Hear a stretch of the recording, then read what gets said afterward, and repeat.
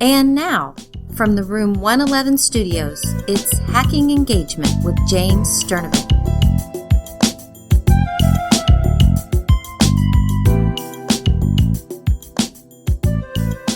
Well, hey there, listener, and welcome back to the Hacking Engagement Podcast. I think most teachers have their theories on how they can best help kids achieve. I know I do. Well, sometimes it's good to hear what scientists have to say about helping kids achieve. Now, the genesis of this episode was an experience my wife and I had back in early June. We went to a PD session at Columbus State Community College, and before the breakout sessions, they had this keynote address, which sometimes is good, sometimes isn't so hot. But I can tell you that at this PD session, the keynote address was the most impactful thing that I witnessed. Two women came up to the podium. One is Dr. Megan Smith. The other is Dr. Cindy Wooldridge. These two ladies are half of a team called the Learning Scientists, are Dr. Jana Weinstein and Dr. Carolina Cooper-Tetzel. Out of these four ladies, Dr. Weinstein is the only one that I haven't interacted with, so if you're listening, Jana Weinstein, hopefully someday you and I will meet. What these women have done is very important. They have created a website, a user-friendly website, that all teachers can utilize to help their students achieve. I'm going to suggest something. At the end of this introduction, pause this episode, go to the Learning Scientists website, and watch the 8-minute overview video. Then listen to the remainder of the episode where I interview some of these ladies, and it'll be much richer. If you don't do that at the end of the episode, at least go to my show notes, where you can see lots of links that'll take you to their website so you can see just how powerful it is, what the potential that's there. One thing that I want to emphasize is I interviewed Dr. Megan Smith and Dr. Cooper-Tetzel in this episode. Dr. Cooper-Tetzel lives in the UK, and my Skype connection with her is not the greatest. I apologize for that, but the message is very strong. Buckle up, man. You're going to love this episode. Hey, so get this, listener. My publisher contacts me and says, I love the way Hacking Engagement is selling. How about doing 50 more? I was all over it like a cheap suit. So the name of the book is Hacking Engagement Again, 50 Teacher Tools That Will Make Students Love Your Class. And it's going to be available on Amazon's virtual shelves in the late summer of 2017. In the meantime, if you're looking for more teacher empowerment resources, as always, visit hacklearning.org. Now let's get back to the solutions part of the Hacking Engagement Podcast. So here we are in the Room 111 studios in mid-July, and I got to tell you this little story. My wife and I went to a professional development session in Columbus, Ohio at Columbus State Community College 5 weeks ago. And the keynote speaker was a lady by the name of Dr. Megan Smith and her friend. Megan, how are you, by the way? I'm good. How are you? And your friend, Dr. Wooldridge, what was her first name? Cindy. Cindy Wooldridge. They gave a presentation. And a lot of times you go to PD sessions, you just kind of sit there and listen and think, okay, I have to just endure this and go to the breakout session. But my wife and I found ourselves drawn in pretty quickly to what they were discussing. And I was so compelled at the end of this session that I walked up to Dr. Megan Smith, introduced myself, and I quickly realized I need to have her on my podcast. You remember that, Dr. Megan Smith? I do, yeah. How you doing this morning? Good. And you're speaking to me from Providence, Rhode Island, is that correct? Yes. I have to ask you this question. Total and complete sidebar. Have you ever Okay. been to a restaurant called Dolce Vita on the Hill in Providence? No, we haven't. But my fiance and I have only lived here for 2 years, and there's so much food here that we try to go to new places all the time, but there's just always another place. Well, 2 weeks ago, I was sitting on a Monday afternoon at Dolce Vita eating just a tremendous shrimp scampi. So that's a place you got to try. Noted. And then I'm also joined by Dr. Carolina Cooper Tetzel. Did I say that right, Carolina? That's completely right, yes. But she's not speaking to me from Providence, Rhode Island. She's even further east. You're out in the UK, correct? Exactly. Now, I'm speaking to you. It's 10 o'clock here. It's probably late afternoon there, correct? Yeah, it's 3 a.m. here in Scotland. What time of night does the sun set in Scotland on July 11th? 10:30. And probably a couple weeks ago, it was probably even later. Yeah, it's crazy. I love the summer here because it's light for such a long span in time. Beautiful. But then in the winter it backfires because then the sun sets at 3:30. That's what we call in economics trade-offs. Now, I have to say something about these ladies because generally the people that I interview on my podcast are either teachers, but a lot of times I have these student guests on. And I put these guests on the spot. Ladies, these kids are, between 10 and 18 years old, and I always ask them what they're going to be doing on their 30th birthday, and they have to lay out their plan. So I'm going to do it for you folks in reverse. I'm going to ask you to explain where you are, explain what you do, and explain how you got there.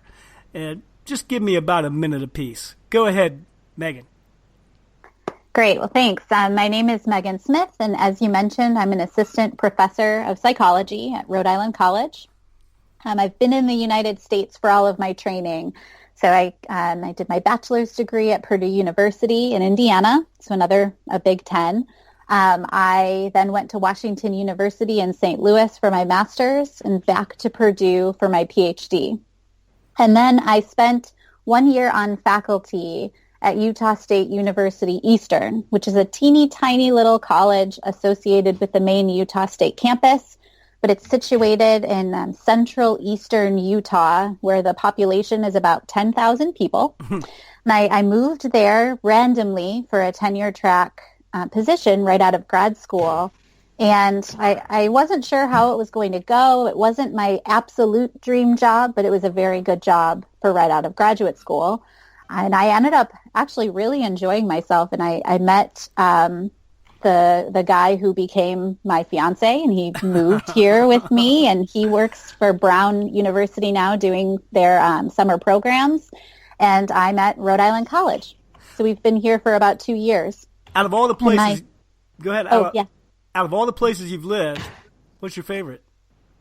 Ooh, that's tricky. I have very fond memories of Utah because I met my future husband there and we spent all of this time traveling. It was really unique. But I actually grew up north of Chicago, and I think Chicago and the East Coast Providence have been my absolute favorite. Good answer. So you're happy. Yeah. You're in the right spot. Yeah, very happy. Very happy, yeah. Carolina. Yeah, we're about it. Oh, go ahead.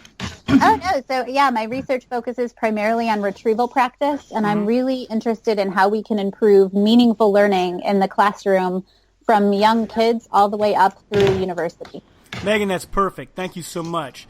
Carolina, you got to follow that act. Hi, yeah. So, my name is Carolina Cooper Tetzel, and I'm an assistant professor in psychology at the University of Dundee in Scotland. From training, I'm a cognitive psychologist, and I did my PhD at the University of Mannheim, that's in Germany. And later I did 2 postdocs, one at York University in Toronto, Canada, and another one at Washington University in St. Louis. My PhD thesis was on space practice, which is one of the most important learning principles from cognitive psychology. And in my current position that I started in November 2015, I see my main goal in researching learning strategies that can be potentially applied to real-world classrooms and communicating these and other findings to educators and students across sectors. Oh, that's beautiful. And I have to ask you 2 questions. Where'd you grow up?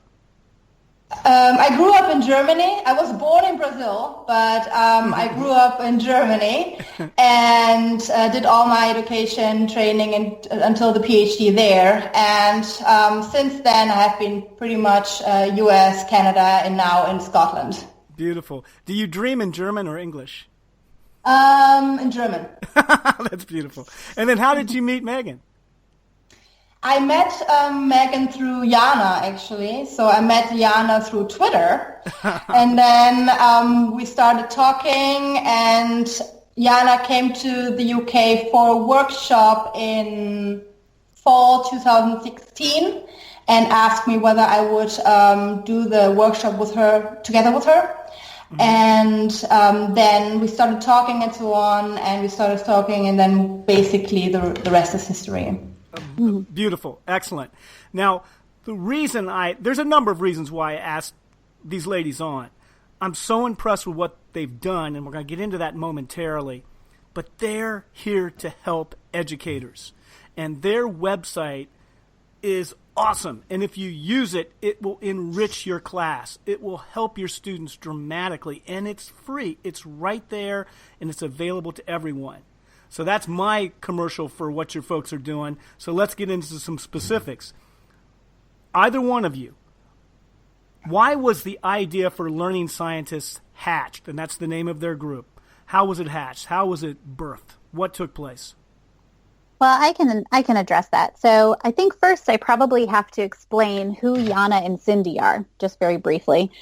So Jana Weinstein, she is currently a professor at University of Massachusetts Lowell, but I originally met her at Washington University in St. Louis. And all four of us actually have a connection to WashU in St. Louis, although that's not entirely the reason we all ended up together. Mm-hmm. But I was doing my master's there, and Jana was a postdoc there working in the same lab. And I knew Jana. She was a person who was higher up in the food chain than me, and she would help me some. And we were friends. We were friendly, but we weren't overly close. We weren't really good friends like we are now. And at the same time, Cindy Wooldridge was also a graduate student a couple years ahead of me in Dr. Mark McDaniel's lab at Washington University. Jana and I worked with Roddy Roediger, and Cindy and Carolina have both worked with Mark McDaniel. And so we've all been there at some point in time. And so we've heard each other's names. We even met each other, some of us, but we weren't all super close to one another. It's not that we didn't like each other. We just didn't happen to be very close friends. But somewhat recently, in January of 2016, it feels like a really long time ago, but it actually wasn't even 2 years ago, Jana had been listening to NPR, and she was really impressed about how some researchers were really getting the word of their research out there and were doing outreach activities, and she started to feel kind of guilty, actually. She said that she felt like she was doing all of this research and that the research really had the potential to impact education, and yet what we tend to do in our field is write journal articles and publish them, and we have to do that in order to keep our jobs. Right. But these journal articles are behind paywalls, and they're very difficult to read. We had to spend years of training learning all of these different nuances. Certainly, all teachers can't go and get their PhDs in research, just like all researchers can't also, quit their jobs and become teachers. So we really felt like there needs to be a synergy there. And so she started feeling guilty, and she didn't really know what to do about it. She went on Twitter and started searching for students who were having trouble studying for exams, and just started tweeting advice at them. She was just sort of a random adult saying, hey, try this, hey, do that. And at the same time, I was creating an assignment for my students in cognitive psychology with a similar aim, actually. I was trying to teach my students how cognitive psychology applied to the real world. And the assignment involved, creating little clips of information, just little blurbs to try and explain cognitive psychology principles to the general public. The assignment was actually sort of a disaster. But in the process of doing that, I saw Jana tweeting to these random students and asked her what she was doing. And she told me about it. And I said, well, that sounds fun. I'll join. This is, late at night. I was like in bed getting ready to go to sleep and on my phone tweeting at these students with Jana. Mm-hmm. And very shortly after, I think it was even by the next day, we said, we actually need our own Twitter handle. We can't just use our own accounts. It was bogging my account down, and I needed my account specifically for this assignment with my students. So we created Ace That Test, it just we sort of made it up on the fly. The goal was just to sort of attract students and, tell students how to study and learn information for their exams. Of course, we're about way more than just quote unquote acing a test, but the Twitter handle came very spontaneously. And about 2 weeks of Twitter and sort of trying to figure out what this project might look like, my fiance actually suggested that we create a website and said, Twitter is great because you can have conversations with people, but you need something that is a little bit more static and a place to write about some of these things where it's going to live. Because with Twitter, it just sort of goes away after a while. It would be very difficult to find the information later on. He helped us create the website, and then things sort of snowballed from there. After a couple months, Cindy approached us and said, I love what the two of you are doing. I'd love to join the project. How can I get involved? So Cindy was our third member. And then a couple months after that, Jana was in the UK doing those workshops with Carolina. And that's how Carolina joined the team. I want to give you a big vote of confidence on that, because I will tell you that for K-12 teachers, I'm not talking about college professors, our days are a blur. We face an avalanche of students, about 150 every day, and it's a 7-period day. And so we need resources like this that are easy to get to and easy to use. So if you were looking to provide something to the K-12 teaching audience that is impactful, that website is exactly the right decision. Thank you. And then tell me what the mission is of Learning Scientists, now that we have the idea that you have this very user-friendly website. Yeah, so I can do that. So we see the mission of the Learning Scientist and the website as 3 different goals. So the first one is communicating evidence-based learning principles to teachers and students. Right. The second one is to provide hands-on materials that facilitates implementation of these learning principles. Right. And the third one would be to be a general resource for questions regarding learning and teaching for everyone. Very good. And so, for example, as evidence to the last goal that we have, on our website now we feature a FAQ page, this is brand new, where we answer people's questions. And we also have set up a Twitter chat that takes place once a month where we answer questions too. I bet that's populated. Yeah, but we did it only once, but it's happening again next week on July 19th. Excellent. Let's see, July. I will have this episode out by then, and I will advertise that on the show notes. Yeah. And great. The hashtag is LRN SCI chat. Okay, I'll put that on the show notes. And I like what you write on your website. It says, we aim to motivate students to study, increase the use of effective study and teaching strategies that are backed by research, and decrease negative views about testing. And this is not a product or a sales pitch. This is just science. That's beautiful, ladies. Thank you.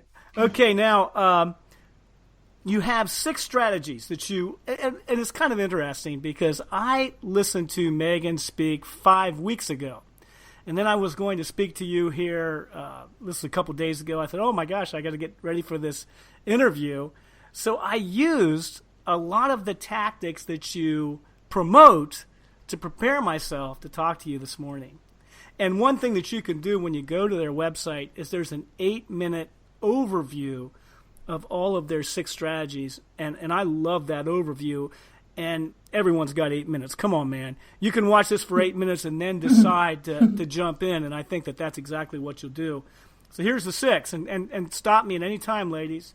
You have spaced practice, interleaving, elaboration, concrete examples, dual coding, and retrieval practice. Now, if you think of those 6, let's focus on 2. Maybe Megan take 1 and Carolina take 1. 2 that you think are very impactful for this conversation.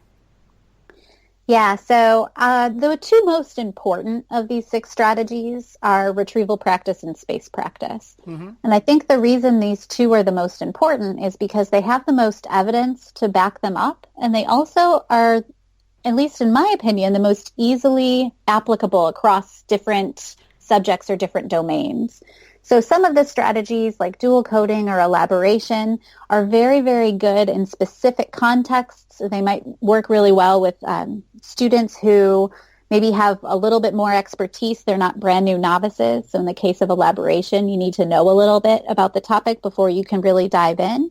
But space practice and retrieval practice can be used across the board. And I should mention that these 6 strategies weren't pulled at random. Across at least a century of evidence for some of these strategies. In fact, it's 2017 right now, and the first retrieval practice paper, at least the first one that I know of, was published in 1917. So we're at our 100-year anniversary for retrieval practice.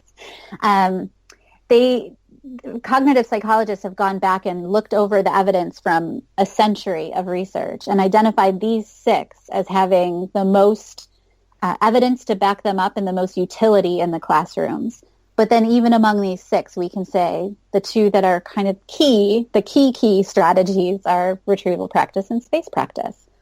So I'll explain retrieval practice. This gets at this idea of trying to reduce negative views about testing, because essentially retrieval practice is what you do when you take a test. A lot of times teachers and college professors and students think of tests as a measurement opportunity. We're assessing learning. We're measuring it. We're not doing anything to it to change it. We're just seeing where we are when we take a test or even just a practice test. But actually, the research suggests and tells us quite strongly that when you retrieve information, like you do when you take a test, you're changing that information in really important ways. And you're making it more durable. And it makes it easier for you to remember it later on and also use it flexibly and apply it in new situations later on. So the key here is just to have the students put their class materials away. So close the book, put the notes away, and just have them try to write or sketch everything that they know about a topic. That's beautiful, man. I loved it when you explained this in the PD. Yeah, and for older students, like high school students, college students, or students that have a lot of experience with a particular topic, it's as simple as that, just putting the materials away and helping them bring the information to mind.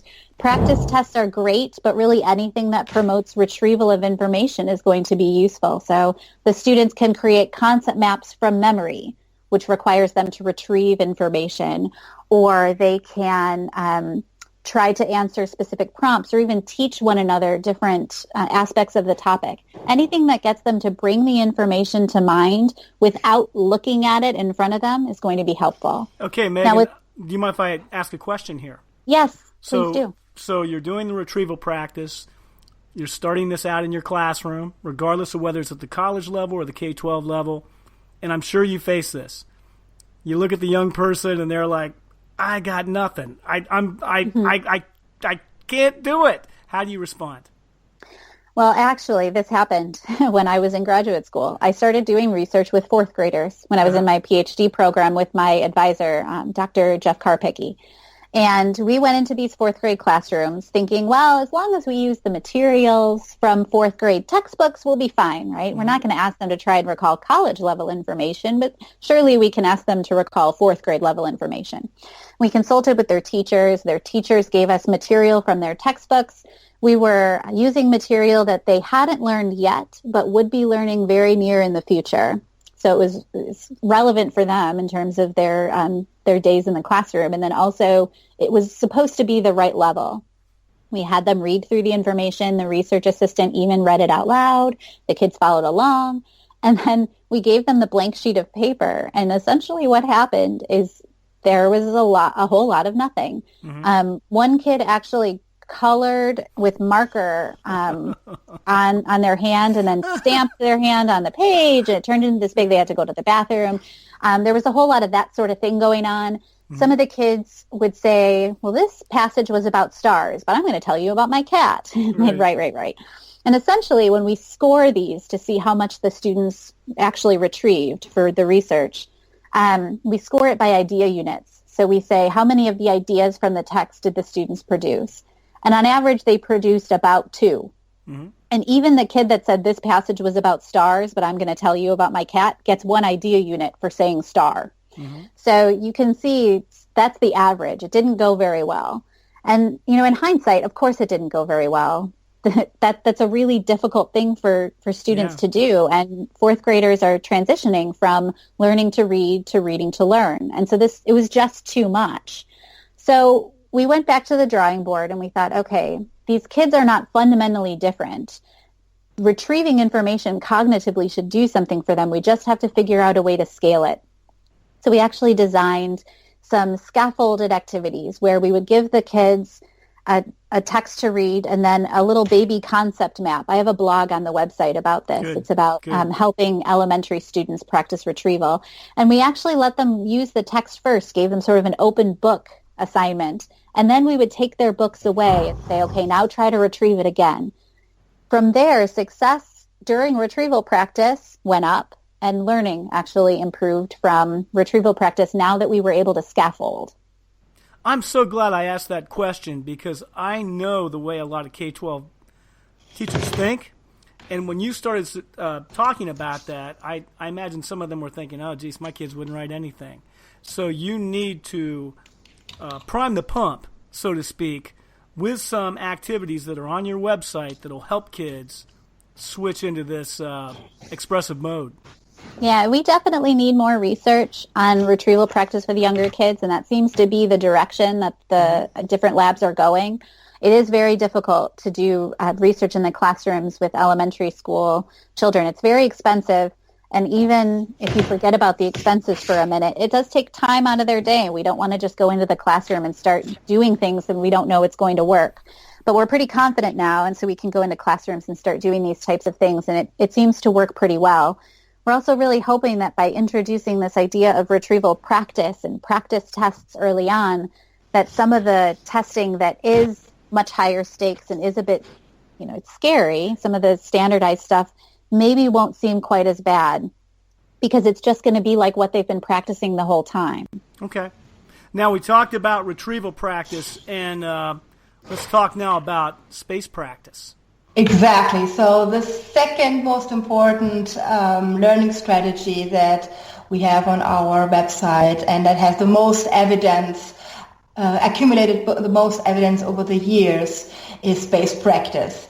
It's actually one of the oldest findings in cognitive psychology that has been proven over and over again to be a successful way to remember knowledge for a long period of time.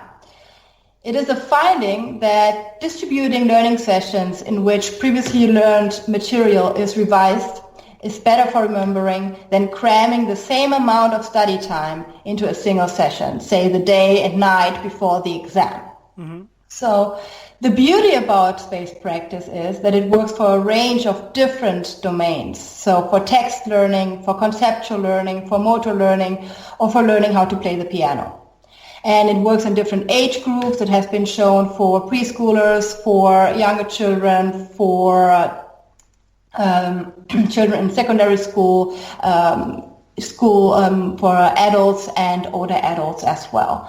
And it works for different subjects, for math learning, for foreign language acquisition, and biology, and so on. And for me, most importantly, it is an easy-to-use strategy because it simply requires scheduling study and revision sessions at the beginning of the academic year and while sticking to them. Mm-hmm.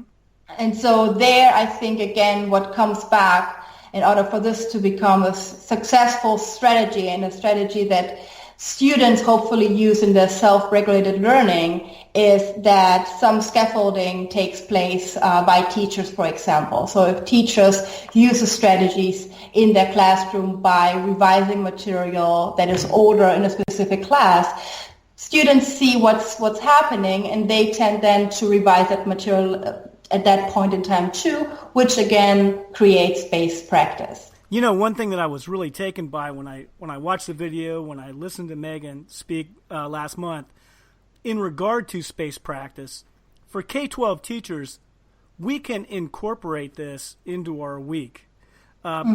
College students are a little, the curriculum is more compressed, there's more independence there, but for K-12ers, we can actually implement this and demonstrate this and mandate that they do this in class, which is an advantage we have. Mm-hmm. Yeah, and one of the things, oh, I'm sorry. Can I just add? Yeah. Yeah, so one of the things that I think is really important with students that are younger and college students is to remind them that this is really hard to do. It's difficult to schedule, schedule study sessions in advance and then stick to that schedule. Adults have a hard time, planning things in advance and sticking to that schedule. And so it's not kids versus adults here. It's very much so that it's just difficult for humans in general. And so to the extent that the students can, as they're trying to become more independent, really have support to schedule these things and encouragement from their teachers and a reminder that, yes, it's difficult, but this is really important. I think that can help too. Carolina, go ahead. Yeah, I just want to add to that one because I think what Megan says makes a very important point. Even older students who are in year 2 or year 3 in their studies, they actually need someone to tell them exactly how to apply those strategies. And so, for example, here at the University of Dundee, what I did last semester, I went to give a workshop to level 2 students, so students in their second year in the School of Life Sciences. And it was a 1-hour workshop where I actually tried to explain to them how to use space practice. And I had them all open their calendar and plan and schedule revision sessions for the next 3 weeks, the 3 weeks before the exam.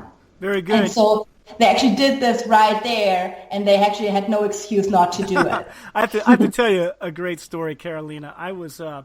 I practiced space practice by accident in college. I was in a fraternity, and I had one of the highest GPAs in the fraternity, and I'm not more intelligent than other people by a long shot. But the day before a test, I never studied, and that always just shocked my fraternity brothers. They were like, how can you not study for the test? Well, I did it in small increments over the last week, and so the party that they ended up going to anyway, and we all ended up going to, they didn't do well on the test the next day, but I did. Not that I'm saying that you should drink before you take a test. So, ladies, I love what you're saying. Your website.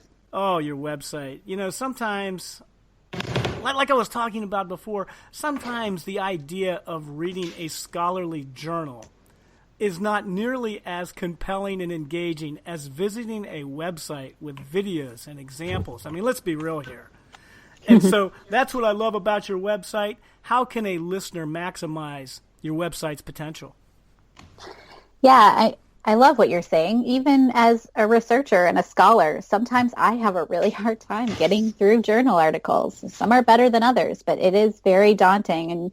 And the training definitely helps, but I think having these digestible formats is fantastic, even for people who are researchers, but in a different field, say biology or chemistry, for them to be able to look at these things to inform their teaching in their college classrooms.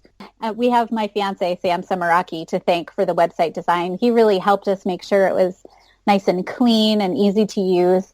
On the homepage, the top has a video where Yana and I just briefly describe what it is that we're doing on the website and what the project is all about. And then below that video, there are 5 tiles. And the tiles are meant to bring you to different places within the website where you can find information in different formats. The first one is about us. So if you don't like the video format, you can click the About Us tile and read about us there. But the other 4 are about content. We have downloadable materials, which are where you'll find the posters, PowerPoints, even bookmarks and stickers for some of the younger kids, or maybe older kids too.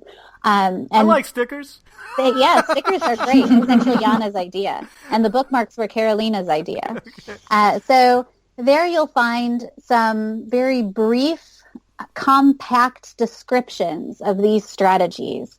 The posters, for example, are designed to be engaging. There's not a ton of text on them, and they have little diagrams and sketches to depict what it is that we're explaining so that they're not just boring, walls of text. So you did some dual coding. We did, actually, and Oliver Caviglioli is the person who's been helping us with the design, and he is just absolutely fantastic. I've spoken with him a lot over Skype over the last year and a half, but I just met him in England and watched him give a talk on dual coding, and he's amazing. So he did the designing in terms of the visuals for the materials. We also have the blog, which is dynamic, but the information stays. So you can search the archive if you want to find information on a specific topic like retrieval practice or creativity. Some of our readers follow the most recent posts. We publish 3 a week. One of them is a weekly digest where we put together 5 external resources about a specific topic. For example, digital literacy, mindset, using dual coding in the classroom. The second post of the week is a post by a guest blogger, so a teacher, a student, another researcher, someone bringing an outside perspective, because of course we're not experts in everything.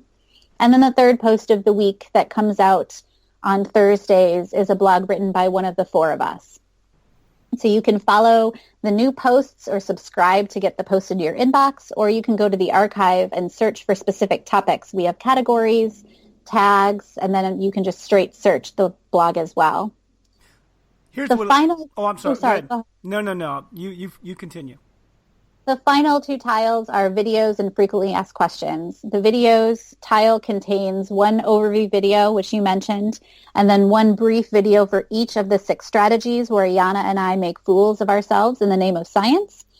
And then the frequently asked questions is a new feature where we're going to continuously update based on questions we're asked all the time, just simply because we get a lot of questions over and over again, and it's becoming a really big task to answer all of the interested students and teachers. We love doing it, but we decided it really needed to be somewhere on the website, and so we created the frequently asked questions page. Excellent. Carolina, do you want to add anything to that? No, that was everything that's important to know about the potential of the website. That's great. Well, here's what I want to say about your website, and this is the way I'm going to utilize it this fall, is you have a short video on each of the 6 strategies. And before we do that strategy, I'm going to assign those brief videos to my students so they can watch what I'm trying to do. They can understand what it is I'm trying to accomplish with them. That's incredibly helpful. And then my final question to you wonderful ladies is, give a teacher who's worried about student success 1 piece of advice on how they can teach tomorrow's lesson. Okay, so I would say the teacher would go into class and surprise the students with a 10-minute quiz. And in the quiz, the teacher can include material from the class of the day before, but also older material. So this way you have actually combined the 2 strategies that we talked about today, retrieval practice and space practice. Mm-hmm.